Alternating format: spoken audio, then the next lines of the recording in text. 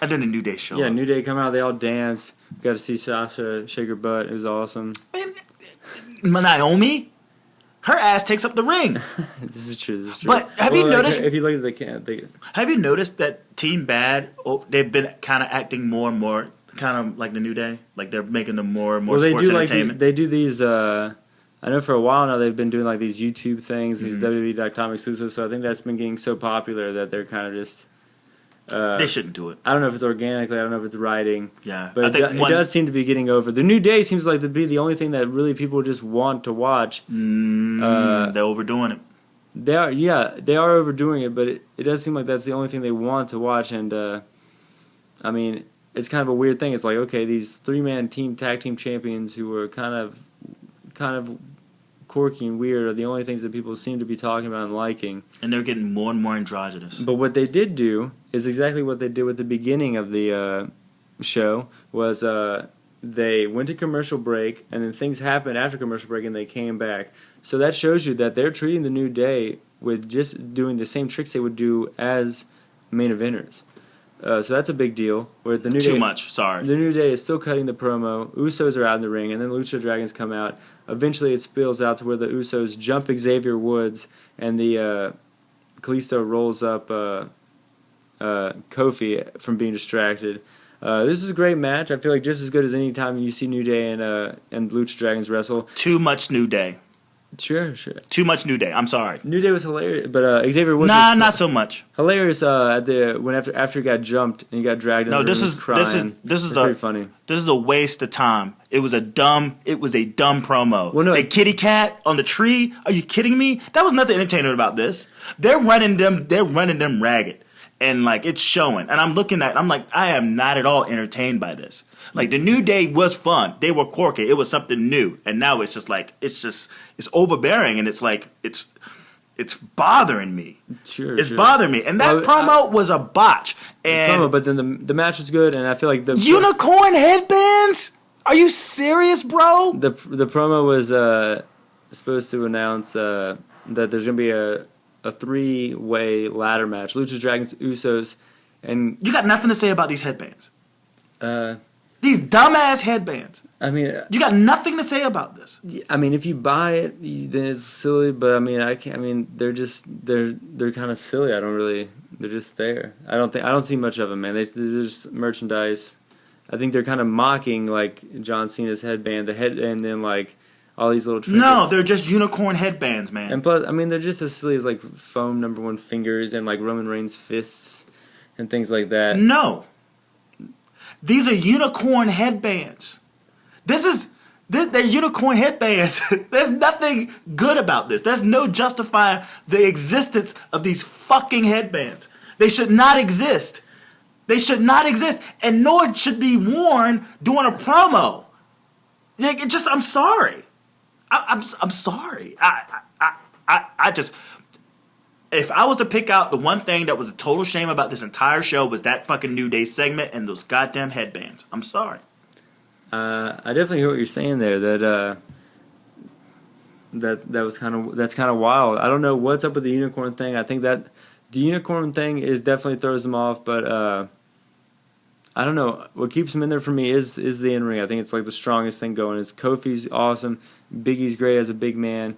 Woods on the outside is a great talker. The trombone is the new Jim Cornette like tennis racket. The new Jimmy Hart megaphone. It's like it's amazing. Boo. And I think Woods is hilarious. I think the characters themselves, the workers, the wrestlers can get any of these silly shit over. I really do. I think they're great. Well, yeah. So Woods blow the horn. Usos on commentary was that Woods blow the horn in their face just out of nowhere. They beat him. They stomp a mud hole in him. Yeah. And then the distraction roll up. Yeah. For sure, yeah. Lucha Dragons win. But this ladder match, I am so excited for. This is the dark horse of the pay-per-view. The reason I'm watching this pay-per-view is because of this ladder match. This is going to be amazing. Kofi in a ladder match. You have Lucha Dragons, who are amazing high flyers in a ladder match. They took the horn, too, by the way. Who? They left with the horn, the Usos. The Usos? Maybe that'll be the thing they got to grab. They'll figure it out on SmackDown. Sure. and I think the Usos can hold their own, and then you got Big E as the heavy. I think this match is going to steal the show, especially from what we've seen later on in the program. We get a Roman. No one wears white, please. Lucha Dragons do not wear white, okay? Do all of us a favor. Do not wear white. Why is this? Because that's the curse. The ladder match and the white, it's a curse. Well, don't you remember SummerSlam? They all wore white. Bayley wore white and gold. She won.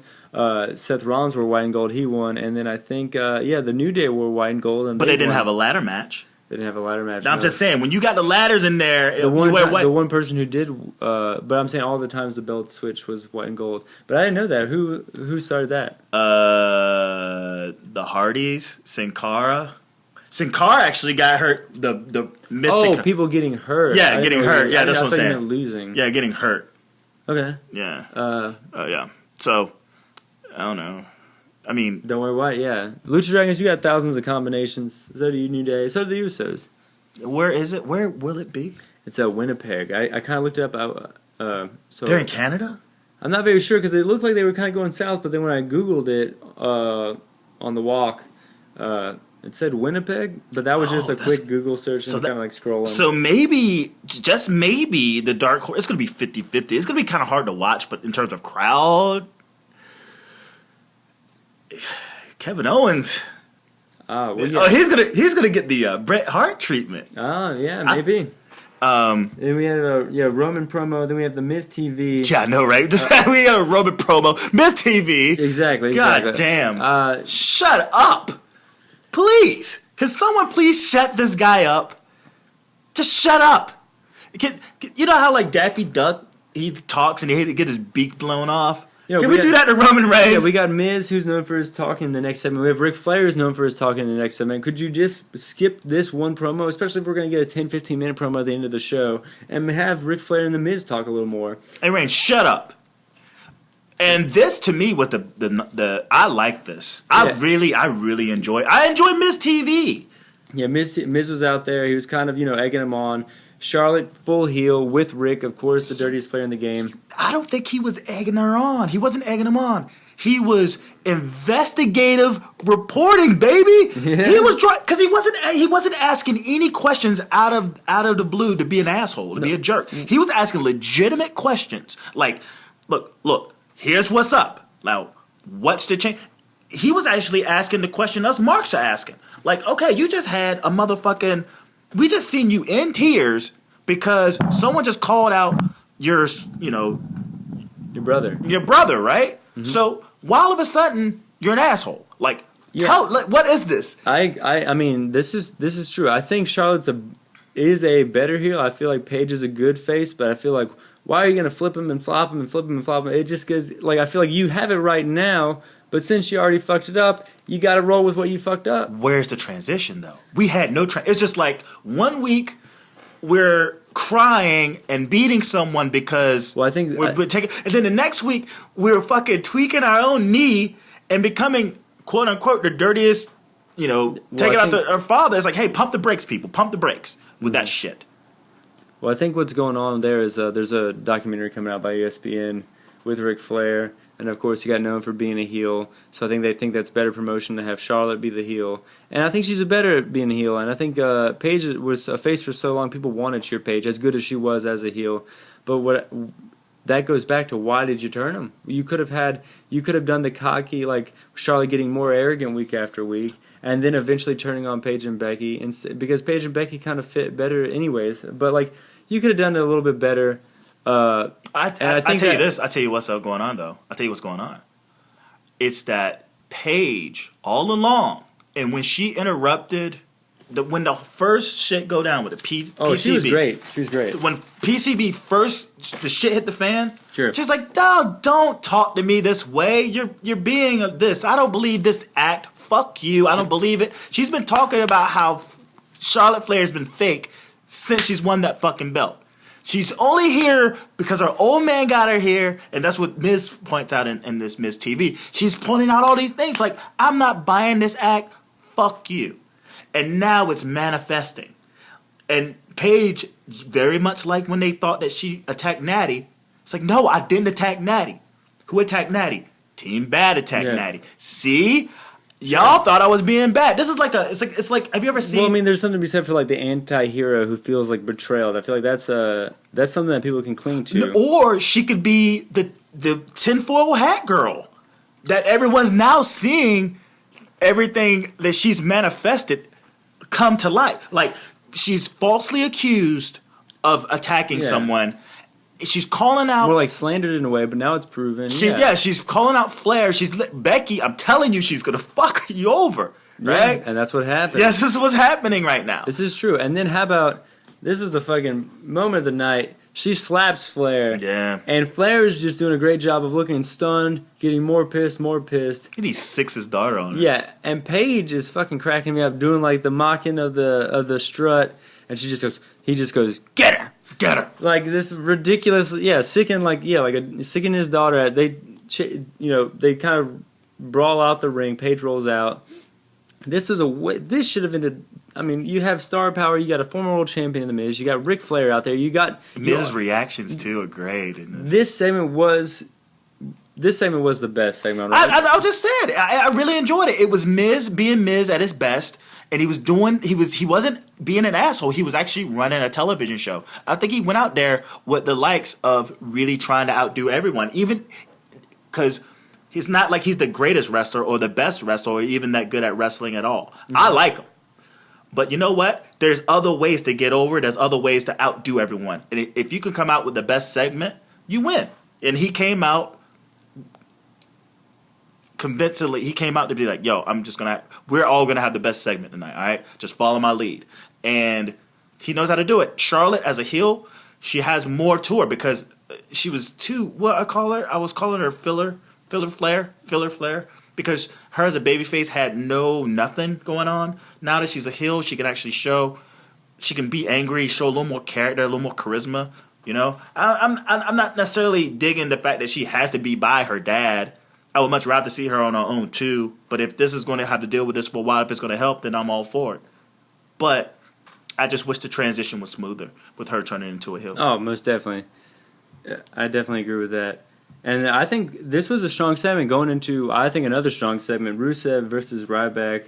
You think so? Yeah, they show a little bit of rematch for the last week because last week cracked me up with the step spot. And then I like how they played off that last week where Rusev was trying to show that he actually gave a fuck about Lana by like teasing the count out, but then rolling in after who was actually going to lose. I don't think he's looking back on that. I don't think he saw her go down. I think because you were talking about how he put the flag back up. No, he didn't see her go down. But when he stood up, he was so focused on the flag that he failed to even realize what he didn't see. Mm-hmm. If you watch, and then I think he did a great job now stalling, but in a new, unique way of like staying by and not really wanting to be counting out because he can't stand losing, playing into his character of being like, like a kind of like a knucklehead brute, rolling back out, and then Ryback. I mean, as odd as it was, and as much as he shouldn't leave his feet, he does this big rollover, and then the corkscrew, the sideways. But it was like the. It was like over top rope corkscrew. It was the sideways corkscrew dive. Yeah. And then Saxton, as funny as it was, just goes fly back, which I mean, sometimes cheesy jokes work, and that had me cracking up. Crowd was going nuts for that. Ryback, a big guy leaving his feet. It looked awkward. Yeah, it looked awkward. It wasn't the best spot, but and then he looked at the crowd and was like, "We're having fun." I can't say I wasn't laughing. I can't say I wasn't enjoying that moment. Yeah. Like, and this, I think this setup was. I mean, as silly as it is, like you can. He did two things. He actually did a missile drop kick too. Off the second rope. But the story of the match, the story that was being told in the match was Rusev reeling from the opening match.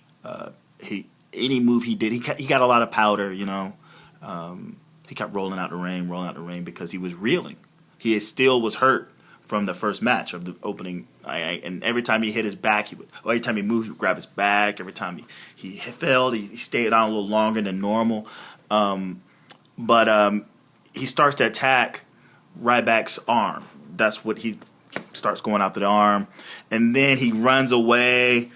I guess the momentum shift, he runs away from Ryback. And then Lana's kind of in the way again. And he's thinking he's hit her. And he's doing all these things to fucking it's okay. Yeah, she's freaking uses out. Lana to get in the way of Ryback. Yeah, and you're thinking she's all hurt again. And it becomes a double count out as the accolades applied on Ryback, and he just won't let go. Yeah, distraction, and then Rusev blindsidedly takes advantage, puts him in the accolade. I thought this made the distraction accolade. Sure, this made Rusev look real strong here. I mean, he beat Ryback for the second week.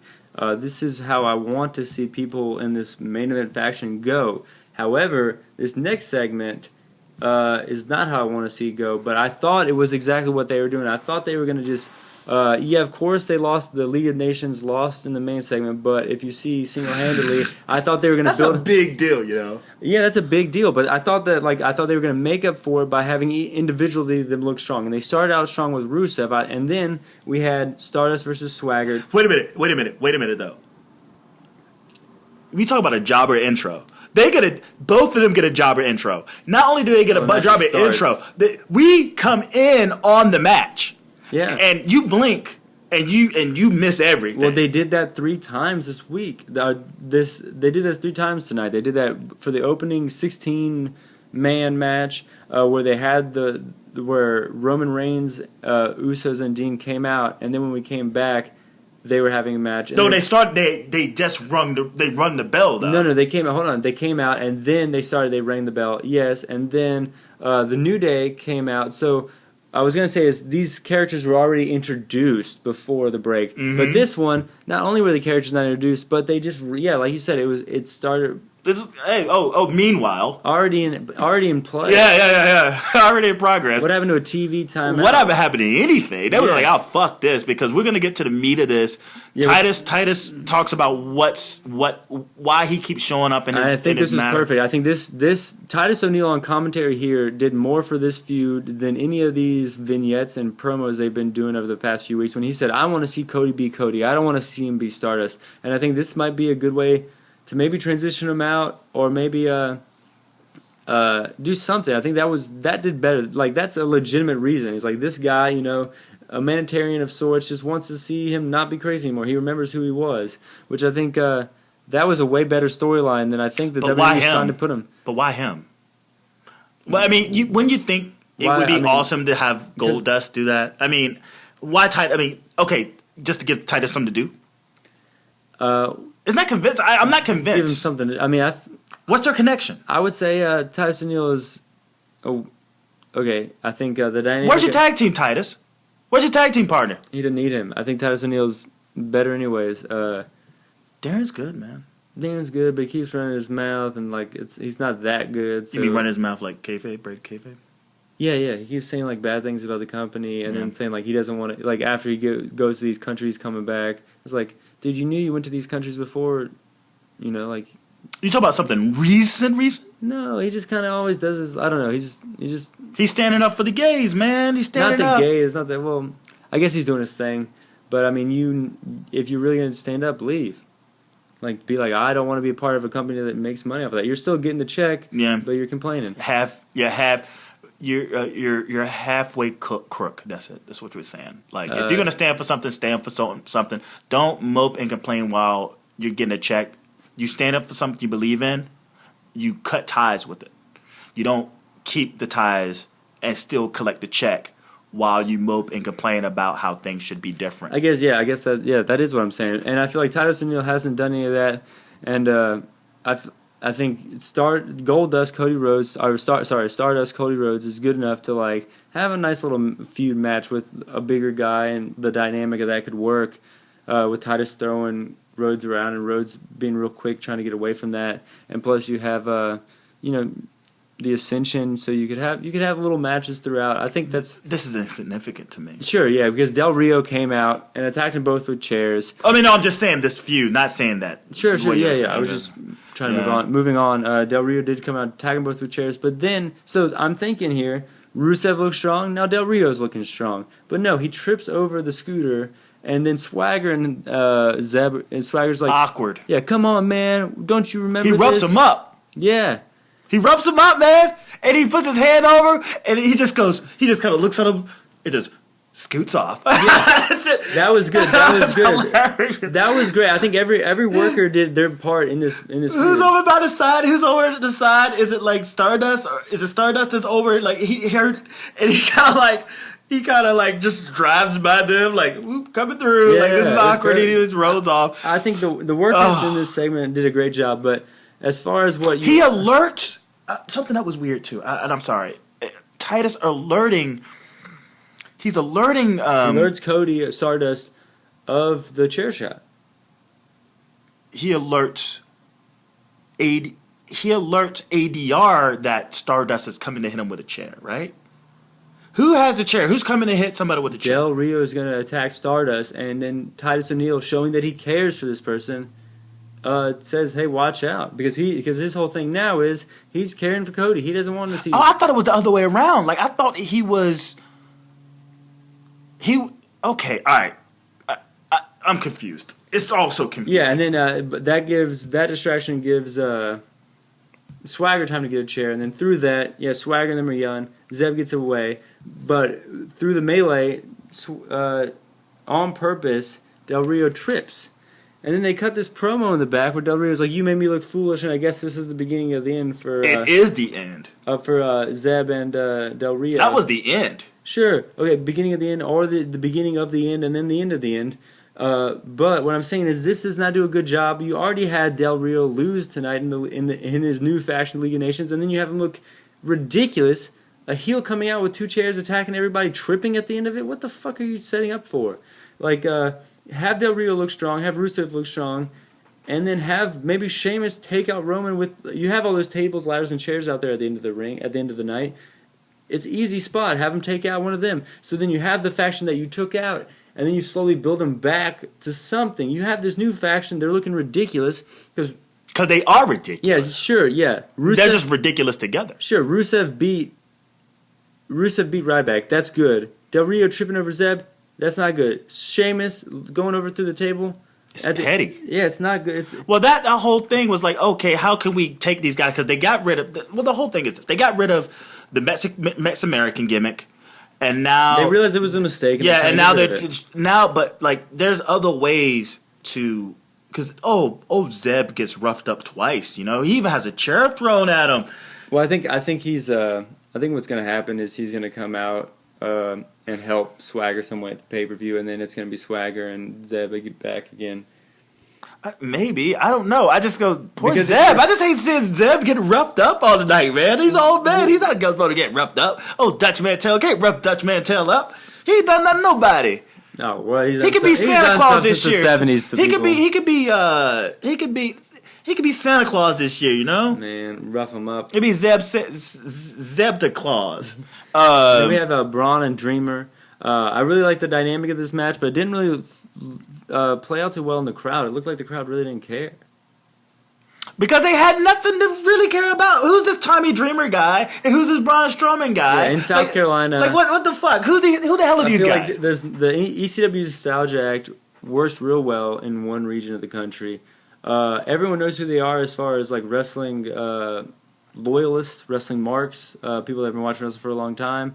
But when you go to these big arenas in South Carolina, and I think like the Dudley Boys wrestled in LA for a pay-per-view, if I'm not mistaken, a little while ago, they're not going to get big reactions. They're super over in one region of the country, and they're kind of over everywhere else. And I think this was indicative. You could see the reaction from Tommy Dreamer in Pennsylvania as far as South Carolina. I mean, it's a big difference. Yeah. This is... Braun beats his ass. ECW. Yeah, I mean, like I have nothing to say about. It's funny. I have nothing to say about this. Sure. But we find out. I guess ultimately is we get for TLC, we get an 8-man table elimination. Yeah, it's gonna be great. I mean, we kind of saw this building. So like, whoever goes through a table is eliminated. So there's a lot of broken tables. It'd be like I think that's 7 broken tables. It looks that way, and I think this is great. I saw them building to that last week, of course, and then of course, the Dudley Boys. This is the Dudley Boys match. It was invented for them, and I think this is a great way to have the Wyatt family look strong after having them lose to Taker and Kane last pay-per-view. So you have them beat these nostalgia guys, and you keep feeding them guys until maybe around Mania season. Tommy Dreamer, man, like that was his first solo match back. Yeah. Like he gets the pin. He gets a pin in that that fatal 4-way. Sure, Ben's Rowan, yeah. Yeah, and then he gets strangled here. I just go like, oh yeah, this yeah, we gotta justify by him actually getting a pin. Like, no. Yeah. And, oh, he had dusty pants on, man. He was half dusty. Tommy American Dreamer. That's what he was tonight, man. And that's what he gets. He gets strangled. oh, he's old. Feed him to the young guy. This is the way it works. Oh God. Okay, so we need to wrap this up. Sure. And get to, no, because that was the main event match. Yeah. Crickets. Okay, what I was going to say right there, the highest rated Raw ever, the main event was Vince McMahon with The Rock and Stone Cold versus Shane McMahon, Triple H, and Undertaker with Shawn Michaels as a special guest referee. Right there. Okay. You take that and you put it with that main event. That's no comparison there. Why are the ratings tanking? Exactly. But if you take Kane and Billy Gunn, which was the opening match to the highest rated Raw ever, and you compare that to a 16-man 4-way team, one elimination each thing, I mean, you see their obvious thing that they need to do here. It's like, sure, the first hour is important, and you need to get that over, but I think it's obvious. Like, if they got nothing. If you compare that, that's ridiculous. They got exposed. And as much as that is a joke, going into what they showed, Roman Reigns out there cutting an alright promo. The ladder. Well, I'm saying if it was just him, it would have been fine. Going up to the ladder. But it was not. But then he just says, "Come out, Sheamus." The heel world champion, why the fuck would you listen to Roman Reigns, a guy you already beat on the top of a ladder? No, Sheamus should have just interrupted him and said, shut the fuck up, you haven't got to the last rung yet. I've gotten to the last rung, I got the belt. But no, he just comes out just because Roman Reigns says so. Yeah. So he just, like, you don't call the shots. You're not supposed to call the shots at the like, challenger. But that's what's been happening with Roman Reigns. I don't know if you noticed. If you watch the show, the fucking guy, he calls out everyone as a challenger. He just calls. That's what I'm not surprised. I'm here but I'm to still fight. Upset. How about you come out here to fight? And they just go along with it. No, but can I say something right there? What you just did was way more emotion than he showed when Sheamus came out. Sheamus came out and was cutting a promo, and then literally Roman Reigns was waiting. Like, I've taken one theater class in a community college ever, so I'm not that big of a thing. But I'm just saying. I'm not, like. Hey, we represent the community college fan base, baby. Sure. But I'm saying Sheamus cut his promo. He did his Sheamus thing. I'm gonna give him credit. It wasn't too good, but it wasn't bad. Roman Reigns, literally right after Sheamus was done, no emotion involved. You could tell it was written as if Roman Reigns is supposed to interrupt him in a way, like coming across like aggressive or excited or passionate. He just very chill, like he fucking burned a blunt or whatever. It was like, nah, man, don't do that. I'm doing this. And then Sheamus kind of like, you could see Sheamus kind of being like, fuck, was he supposed to say it like that? Yeah. And then he would go, but I've got it. Then he would do his best to try to build it up, and then it would go back to him way too quickly. Son. The only thing got over was this weak ass tater tots joke. Oh God. And that's because of how silly it was. It was racist as fuck, for what? And it's funny too because you heard about the kid getting. So apparently at that taping, at that Raw show, at the SmackDown taping. What's happened? These kids got thrown out for calling Roman Reigns the N-word. What? Yeah. Look it up. It's pretty funny. And the parent not saying anything. The mom not replying or disciplining him at all. But I only bring that up. It's like, well, like, you're Irish. You don't have potatoes. Yeah, tater tot. Yeah. You got tater tots. So now we got tater tot chants, and it's like, oh God. We went from oh hell yeah, we went from if you smell what the Rock is cooking to tater tots, and we can say I am not a nugget. All these things. Tater tots. We got Sheamus 515 and tater tots. These are our two new slogans in the past 2 weeks. And you wonder why the ratings have fallen. You wonder why. Sure. Yeah, this I don't even want to talk about it anymore. I know. It was a big brawl, led to a table spot. I don't care. This was the second time they've touched, the fifth time they've touched in 8 days. It reminds me of his feud with Bray Wyatt. It seemed like the blow-off. the fucking go-home show. This was the 5th time they touched in 8 days, and I think in 3 weeks it's the 6th time they touched. So if you want to tune in, get the WWE Network for the 7th time to see Roman Reigns, the shittiest promo in the world, a.k.a. Mr. Slap Punch Kick, versus... Clothesline. Yeah, versus fucking Sheamus. Go the fuck ahead and do it. And in a segment that he was supposed to call out Sheamus. I mean, Sheamus was supposed to call him out. It's like, I'm going to teach him a lesson. It turned into Roman Reigns calling him out to teach him a lesson. Yeah. It's like, get your shit right. Well, anyway, it reminds me of Bray Wyatt versus Roman Reigns for their go home at the I think this was Hell in a Cell. Was it Hell? Yeah, it was Hell in a Cell. Yes. Yeah. So, but that segment I feel like went through the crowd, and it was just. No, but it ended the same way. Some dumb brawl. But I don't want to see you brawl. I want to see you fight. But payoff should be the match and not some dumb brawl prior. Yeah, that's. And the baby face fucking goes over. Like, fuck it. I don't want to see the match now. Yeah, I didn't want to see the match before, so I think this probably wasn't going to change my mind anyways, but it definitely didn't get me. It got me less excited. I was more excited about the Bella's non-smoking ad than this fucking last promo.